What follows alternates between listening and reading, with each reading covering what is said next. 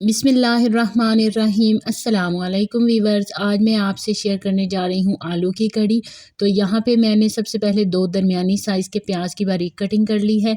मसालों में मैं लाल मिर्च, हल्दी पाउडर, नमक और दड़ा मिर्च यूज़ कर रही हूँ। ये आपने अपनी क्वांटिटी और टेस्ट के अकॉर्डिंग यूज़ करना है। और कुछ खड़े मसाले इसमें ऐड होंगे।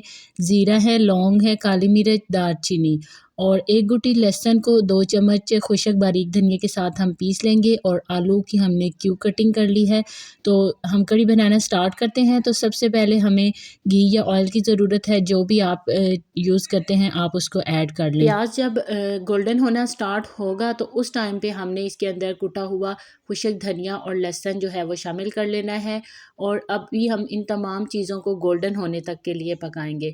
और जैसे ही आप इसको पकाना स्टार्ट करेंगे तो इसके अंदर से एक बहुत ही अच्छी खुशबू भी आना स्टार्ट हो जाएगी। तो आपने इसको लो फ्लेम पे बनाना है। और प्याज गोल्डन हो चुका है तो इस टाइम पे अभी हम इसके अंदर खड़े मसाले ऐड करेंगे। और साथ में मैं ये 2 कड़ी पत्ते भी इसके अंदर शामिल कर रही हूँ। मिर्च मसालों को भी हम इसी टाइम पे खड़े मसाले के साथ ऐड करेंगे और हल्का सा इसमें चम्मच चला लेंगे। और आपने ये देखना है कि फ्लेम बहुत ज़्यादा हाई ना हो। इसको तकरीबन 3 से 4 सेकंड के लिए हम पकाएंगे। और फिर इसके अंदर मैं 1 कप पानी शामिल कर रही हूँ। पानी डालने से ये होगा कि प्याज और जो लहसुन की मसाला है वो ग्रेवी की शक्ल में बन जाएगा। तो आपने यहाँ पे पानी ऐड करने के बाद फ्लेम थोड़ा हाई कर लेना है और इस मसाले को थोड़ा सा भून लेना है। और जब ये मसाला भुन जाए तो इस टाइम पे हम इसके अंदर कटिंग किए हुए आलू ऐड कर लेंगे। और आलू ऐड करने के बाद हम इसको तकरीबन 3 से 4 मिनट के लिए इसकी भुनाई करेंगे। आलू को हमने दही वाली लस्सी शामिल करने से पहले गलाना है। तो इसको गलाने के लिए यहाँ पे मैंने 1.5 गिलास पानी शामिल किया है और अच्छे से मिक्स कर लिया है। अब हम इसको कवर करके रख देंगे ताकि आलू जो है वो पहले गल जाएं। यहाँ पे हमने कुछ सब्ज़ मिर्च की कटिंग कर ली है। जग के अंदर हमने दही ऐड कर लिया है, सब्ज़ मिर्च ऐड कर ली है और साथ में मैं बेसन ऐड कर रही हूँ। बेसन जो है वो आप बहुत ज़्यादा ऐड मत कीजिएगा, क्योंकि ये अगर ज़्यादा ऐड कर दिया जाए तो कड़ी जो है वो ख़राब हो जाती है। तो मेरे पास यहाँ पे तकरीबन 1.5 किलो दही है, तो मैंने 2 बड़े चम्मच बेसन के यूज़ किए हैं। और इन तमाम चीज़ों को मैंने अच्छे से ग्राइंड कर लिया है। और चम्मच की मदद से आप चेक कर लें कि इसके अंदर बेसन की कोई गुठली बाकी तो नहीं है। अब यहाँ पे हमारी जो बेसन की लस्सी है वो तैयार हो चुकी है। यहाँ पे मैंने तमाम दही को ग्राइंड कर लिया है। 1.5 किलो दही में मैं 1 जग जो है वो पानी का शामिल कर रही हूँ, ताकि लेवल जो है वो लस्सी का बराबर हो जाए। खालिस दही नहीं लस्सी में ऐड कर सकती, तो इसलिए मैं साथ में इसके पानी भी शामिल कर रही हूँ। तो अब आलू को भी हम साथ साथ चेक करते रहेंगे और इसमें चम्मच हिलाते रहेंगे ताकि आलू जो है वो जले नहीं।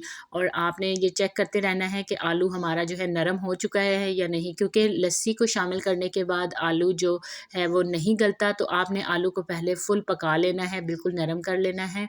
तो यहाँ पे जो आलू हैं वो बिल्कुल नरम हो चुके हैं और मैंने इसको तोड़ के चेक कर लिया है।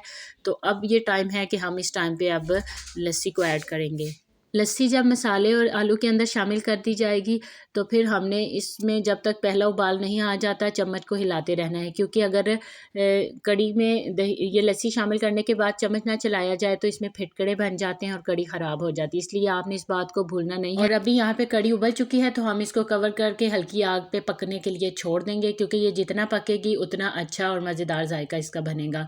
तो यहाँ पे दूसरी तरफ तड़का तैयार करेंगे। तो कुकिंग ऑयल मैंने ले लिया है, उसके अंदर साबुत ज़ीरा ऐड कर रही हूँ, थोड़ी सी कटिंग की हुई सब्ज़ मिर्च और बारीक कटिंग की हुई अदरक शामिल कर लेनी है। अभी इन तमाम चीज़ों को हम हल्की आग पे पकाएंगे ताकि इससे हम जो है वो कड़ी को तड़का लगा सकें। तो थोड़ी देर इसको मिक्स करते हुए हमने पकाते रहना है जब तक कि ज़ीरे का कलर जो है वो गोल्डन हो जाएगा।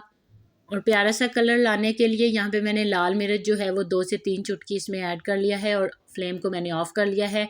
कड़ी भी यहाँ पे पक के तैयार हो चुकी है, तो इस तड़के को हमने कड़ी में ऐड कर लिया है और अच्छे से मिक्स कर लिया है। यहाँ टेस्ट को मज़ीद बढ़ाने के लिए मैं इसमें कटिंग किया हुआ बारीक धनिया और सब्ज़ मिर्च शामिल कर रही हूँ। और चौथाई चम्मच जो है वो मैंने इसमें गरम मसाला भी ऐड कर लिया है। गरम मसाला मैं कम इसलिए ऐड कर रही हूँ कि पहले हमने इसमें खड़े मसालों का भी यूज़ किया है और फिर अच्छे से हम इसको मिक्स कर लेंगे। आप इसको उबले हुए चावल के साथ या चपाती के साथ भी खा सकते हैं। ये खाने में बहुत ही मज़ेदार बनती है। और अभी हम इसको आप आपसे डिश आउट करके इसकी फ़ाइनल जो लुक है वो भी आपसे शेयर करते हैं। तो यहाँ पे मैंने कुछ तड़का जो है वो बचा के रखा था और यहाँ पे हम इसको ऐड कर लेंगे। साथ में वही सब्ज़ धनिया और गरम मसाला शामिल करेंगे। उम्मीद करती हूँ कि आपको ये नई और मज़ेदार सी रेसिपी ज़रूर पसंद आई होगी। तो प्लीज़ जाने से पहले हमारे चैनल को ज़रूर सब्सक्राइब कर दीजिएगा। दुआओं में याद रखिएगा। नई वीडियो तक के लिए अल्लाह हाफ़िज़।